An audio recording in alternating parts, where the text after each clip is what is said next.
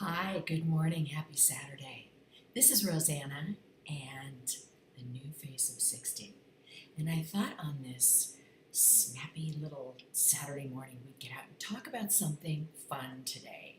So let's kick our heels up a bit and make it something simple like a few things we can do to look better, feel better about ourselves without spending, hours on a surgical table.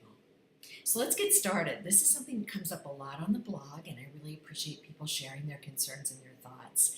Just helps me know what it is that you want to really talk about. This is whether you're male, female, whatever you have going on, these tips will work. The first one is, and I'm sure we've all noticed this in others as you're just walking through the streets, whiten your teeth.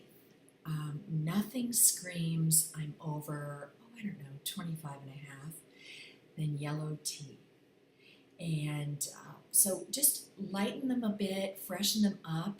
If you can't afford the trays, the bleaching trays where you go in and you have the molds made and you do it that way, I certainly understand that it is an expenditure.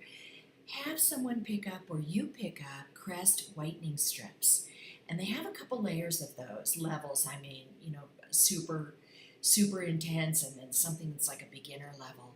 Give the beginner level a try and see if it irritates your gums at all, as some of the professional trays can do, and then go from there. But think Faro and Ball whitening. You know how they have all those yummy paint colors, but nothing's too in your face bright?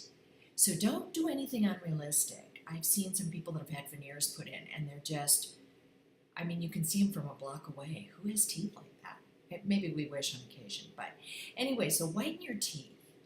The next thing would be just gray hair unless it's on purpose. I have a couple of friends with beautiful white hair.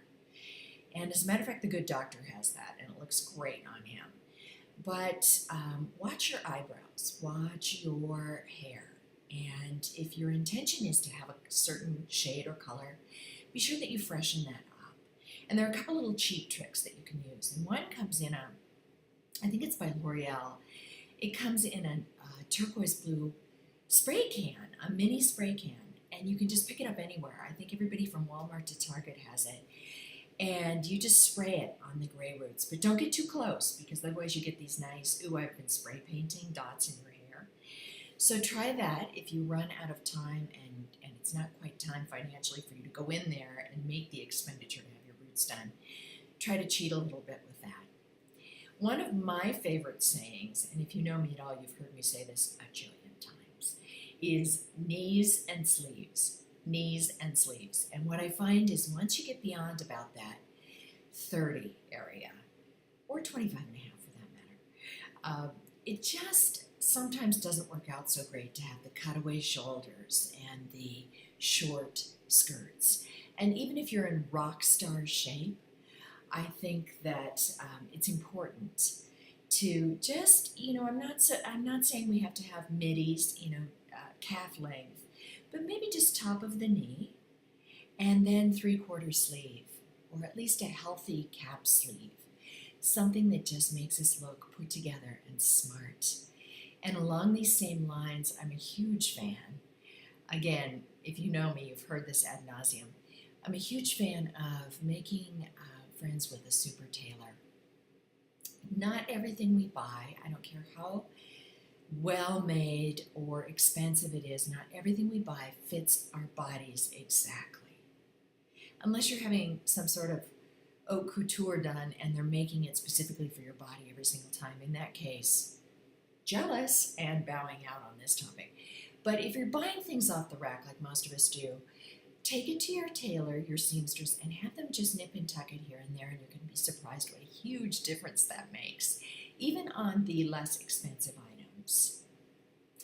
Now, the next thing I would bring up, dated shoes. And shoes are the one thing I think we all love, love, love. And I asked a great friend of mine one time, what is it?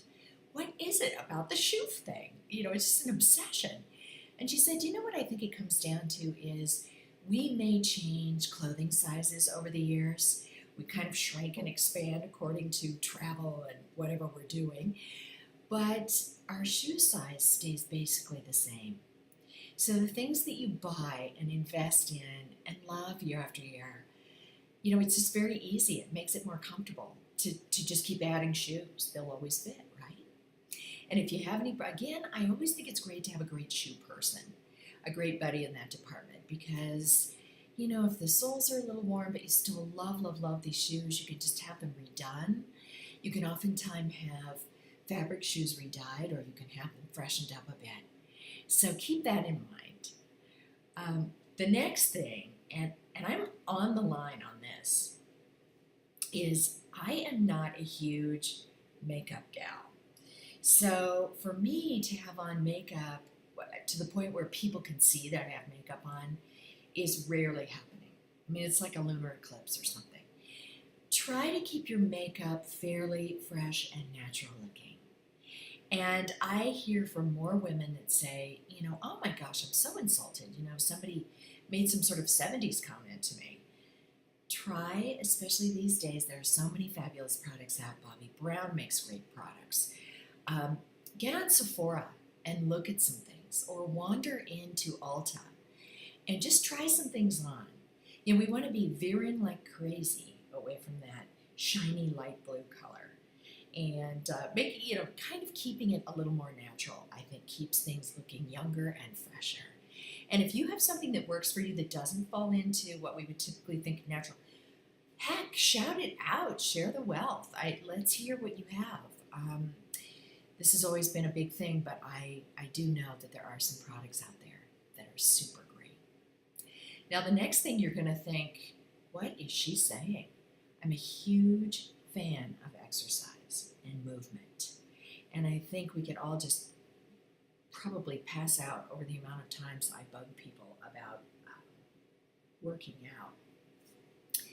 But here's what I want to say. As we get older, and I'm certainly aware of this, we can become gaunt or just sort of washed out looking when we diet and exercise to the extreme. And it's tough to strike a balance, because I think we get into it, and personally speaking, I can go to the gym every day. I mean, I sort of just get really excited about sweating and just the endorphins, or running. I could do it forever. But what tends to happen in my particular case is I tend to get a little bit gaunt looking. And then what happens is people start saying things to me like, are you tired? You're looking a teeny bit tired. So I always know I've overdone it when I start doing things like that. Yes, we want to eat, healthfully. We want to take care of ourselves so we don't have any big problems. But we want to also just look our best. So rather than, some famous model said this, and I think it was like Lauren Hutton or something, and she said, as you get over about 50, it becomes your face or your backside. So either you're going to landslide in one area, or you start to look gaunt and tired in the other. And I think she was just so wise in sharing that. I'm sure there have been a lot of other people doing it too. So I think just to close with these little tips, and I'd love to hear what you have to say about it.